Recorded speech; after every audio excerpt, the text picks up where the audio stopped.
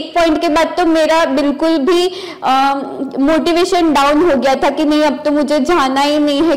हर्षनाथ का कांटेक्ट कैसे किया? Actually my sister also got Canada student visa from Harshnath as well. ये एक ट्रस्टवर्दी कंसल्टेंसी है। गाइडेंस मिला जिससे प्रोविंस आप कंफर्म कर पाए, वो क्या था? कि एक ब्राइट स्टूडेंट होता है उसको कोई भी बोलता है कि हाँ डेफिनेटली मैं आपका वीजा तो करवा ही दूंगा, पर जो एवरेज स्टूडेंट्स होते हैं जैसे कि मैं, तो उनको बहुत कंफ्यूजन रहता है कि मुझे अप्रूवल मिलेगा कि नहीं मिलेगा एंड ऑल। भी मुझे बहुत डर लगता था कि मुझे मतलब करना चाहिए, मुझे फॉरेन स्टडीज में अपॉर्चुनिटीज मिलेगी नहीं मिलेगी। बट गवर्नमेंट के जो रूल्स कुछ चेंज हो रहे थे उसकी वजह से जो वीजा डिले हुआ, उसमें क्या एक्सपीरियंस रहा हर्षनाथ? मेरी तो पूरी जर्नी में स्टेप टू स्टेप बहुत सारे हर्डल्स आए, पर हर्षनाथ ने बहुत कामली सपोर्ट किया। दिवाली के दिन रात को 12 बजे मैंने सर को तुरंत मेल फॉरवर्ड किया, सर ने मुझे 12 बजे रिप्लाई भी किया। That's great, that's great. So, Shelly, congratulations on your Canada student visa. Thank you so much, sir. Yes. So, हमारे व्यूअर्स को आज हमें बताना है कि शैली एग्जैक्टली आपकी प्रोफाइल क्या थी, आप हर्षनाथ के कांटेक्ट में कैसे आए, and lots more question. But हमें अल्टीमेट गोल ये है कि कनाडा के बारे में इतनी सारी नेगेटिविटी भी चल रही है, फिर भी आपने इतनी स्ट्रगल के बाद भी आपका वीज़ा सक्सेसफुली ऑब्टेन किया, और लेट आया बट कंफर्म आया। तो कुछ बातें यहाँ पे हम शैली के साथ शेयर करेंगे जो आपके लिए एक मोटिवेशन भी बन जाएगी और क्लियर गाइडेंस मिलेगा। शैली, आपके बारे में बताइए एग्जैक्टली आपका लास्ट एजुकेशन इंडिया में क्या था, कौन से साल में था? I have completed my bachelor's in pharmacy 2 years back. After that, I was doing a job as pharmacist in Medcart Pharmacy. That's it. Okay. और उसके बाद आपने हर्षनाथ का कांटेक्ट कैसे किया?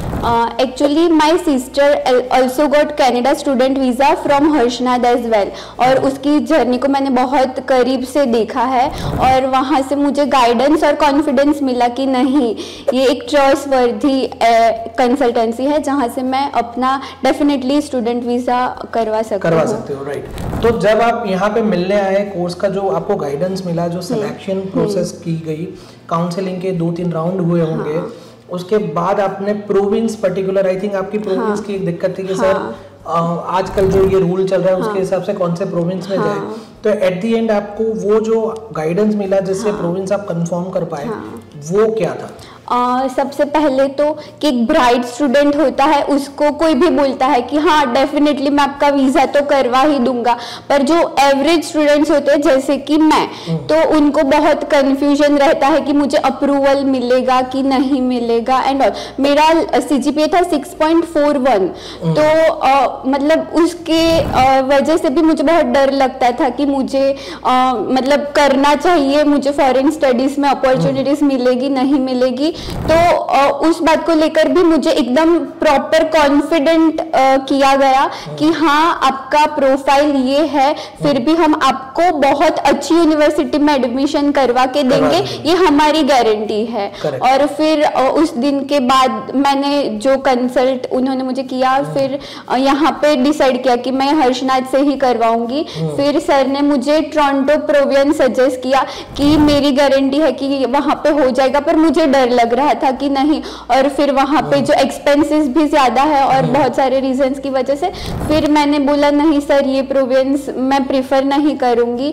फिर सर ने मुझे अल्बर्टा प्रोविंस सजेस्ट किया, फिर वो मुझे कंफर्टेबल लगा कि हाँ मैं वहाँ पे जा सकती हूँ। और मैंने पहले मतलब कि एक ही कॉलेज में ऑफर किया, मतलब एप्लीकेशन की, और मेरा पहले में ही सिलेक्शन हो गया, और बहुत अच्छी सेट यूनिवर्सिटी है जहाँ पे मैं कैलगरी की सबसे बड़ी, मतलब अल्बर्टा की सबसे बड़ी, अगर आप कम्युनिटी कॉलेज देखेंगे तो वो सेट है, और सेट प्योर डाउनटाउन में, मतलब कैलगरी के डाउनटाउन में ही है, और कैलगरी का 90% प्लस जो मैन पावर है जो इनके कोर्स से निकलता है, तो उसका 90% ग्रेजुएट एम्प्लॉयमेंट रेशियो बहुत ही बढ़िया है, तो विच इज रियली गुड। तो शैली, आपकी चॉइस के बारे में हो गया, आपके रेफरेंसेस के बारे में हो गया। अब वीजा की जर्नी में कुछ हर्डल्स रहे थे कि जैसे हमारे वहाँ से एप्लीकेशन तो आपकी टाइमली हो गई, बट गवर्नमेंट के जो रूल्स कुछ चेंज हो रहे थे उसकी वजह से जो वीजा डिले हुआ, उसमें क्या एक्सपीरियंस रहा हर्षनाथ के साथ? मतलब मेरी तो पूरी जर्नी में स्टेप टू स्टेप बहुत सारे हर्डल्स आए, पर हर्षनाथ ने बहुत कामली सपोर्ट किया। और मैंने अपना वीजा एप्लीकेशन किया था 3 अक्टूबर को। उसके बाद अप्रोक्सीमेटली कोई सोचता है कि 1 महीने में उसको आंसर मिल जाएगा, पर नहीं आया। फिर आया दिवाली के दिन रात को 12 बजे, मैंने सर को तुरंत मेल फॉरवर्ड किया, सर ने मुझे 12 बजे रिप्लाई भी किया। मिडनाइट उन्होंने, और उस टाइम मेरा रिप्लाई में ऐसा आया था कि आपको कुछ मेडिकल सर्टिफिकेट का इश्यू है। तो फिर उस टाइम पे भी मैं पैनिक हो गई थी और सर को मैंने बहुत सारे क्वेश्चन आंसर्स किए कि सर ये क्या हो गया। तो सर ने बहुत कामली मिडनाइट को भी मुझे एक्सप्लेन किया कि ये कुछ भी बड़ा इश्यू नहीं है, आप टेंशन मत लो, सब कुछ अच्छे से हो जाएगा। और फिर वो करने के बाद हमारा मतलब हमने सोचा था कि अराउंड 1 और 2 वीक्स के बाद तो आ ही जाएगा, पर नहीं आया। और 1 नवंबर के बाद सारे रूल्स भी चेंज हो गए थे कि PGWP कुछ कोर्स को मिल रहा है, कुछ कोर्स को नहीं मिल रहा है। तो मेरे कोर्स को नहीं मिल रहा था, तो फिर मुझे मतलब थोड़ा टेंशन हो गया कि क्या करूं अब मैं, और मेरी बैंक की लोन्स भी सब हो गई थी, तो अब कैसे करें। तो सर ने बोला कि आपका हो जाएगा वीजा, उसका आप स्ट्रेस मत लो, और अगर नहीं होता है तो हम आपका कोर्स ट्रांसफर करवा देंगे, वो भी कोई प्रॉब्लम नहीं है। और ये एक नहीं, ऐसे और 10 ऑप्शन है मेरे पास, तो आप वेट करो एक बार। तो सर ने बोला कि आप दिसंबर एंड तक वेट करो, अगर नहीं हो रहा है तो हम जनवरी में आपकी वो एप्लीकेशन विड्रॉ कर लेंगे और नई एप्लीकेशन करेंगे। और अगर आप चाहो तो आप कोई नए कोर्स जिसमें PGWP मिल रहा है उस पे एडमिशन उसके बेसिस पे ले सकते हो, क्योंकि फिर एक पॉइंट के बाद तो मेरा बिल्कुल भी मोटिवेशन डाउन हो गया था कि नहीं अब तो मुझे जाना ही नहीं है, क्योंकि वीजा ही नहीं आ रहे हैं और वर्क परमिट भी नहीं मिल रही और वो सब। तो सर ने बोला क्योंकि जो न्यूज हम सुनते हैं उससे हम अलग रास्ते पे चले जाते हैं कि ये क्या है। फिर सर ने बोला कि ऐसा नहीं है कि बिल्कुल भी वर्क परमिट नहीं मिलती है। उन्होंने कैनेडियन गवर्नमेंट ने 6 पर्टिकुलर कैटेगरीज निकाली है, जैसे कि हेल्थ केयर, फिर हाँ ट्रेड्स हो गया, फिर ट्रांसपोर्टेशन, IT, साइंस, वो STEM प्रोग्राम है। हाँ, तो वो कोर्सेज जो है उस पे वर्क परमिट मिलती है, ऐसा नहीं है कि नहीं मिलती है। आप सही डायरेक्शन में जाओ तो वहां पे भी आप अपना एक ब्राइट फ्यूचर बना सकते हो। तो सर की बातें सुन के कॉन्फिडेंस आया और मुझे 28 दिसंबर को मेरा वीजा अप्रूवल मिल गया। क्या बात है, क्या बात है। So really great journey you did with Harshnath. और ये बता सकते हैं कि आपने उस टाइम पे आपका वीजा लिया है जब गवर्नमेंट ने बैक टू बैक मतलब हर दूसरे दिन में एक रूल लगा दिया था। बट ये भी मैं आपको और सुनने वाले व्यूअर्स को क्लियर कर लूं कि कैनेडियन गवर्नमेंट ने जो भी अभी तक रूल्स चेंज किए हैं उसमें अभी भी आप देखने जाए तो स्टूडेंट की फेवर का ही सब काम हुआ है। जो चीज़ों में PGWP उन्होंने हटाई है उसके लिए उन्होंने सफिशिएंट टाइम भी दिया था। और अब वो ये बोल रहे हैं, मतलब कंट्री इतना आराम से बोल रही है कि हमारे यहाँ पे हर डिवीजन में इतने सब्जेक्ट्स की रिक्वायरमेंट है। अगर आप वो पढ़ने आते हो तो पढ़ाई के बाद वर्क परमिट और वर्क परमिट के बाद सेटलमेंट का ऑप्शन भी कंट्री दे रही है। मतलब वर्ल्ड की फिर से वो कंट्री ऐसी उभर के आई है कि एक ऐसी कंट्री है जो आपको क्लैरिटी भी देती है कि हमारे यहाँ पे कौन सी पढ़ाई के बाद आपको जॉब और आगे सेटलमेंट मिलेगा।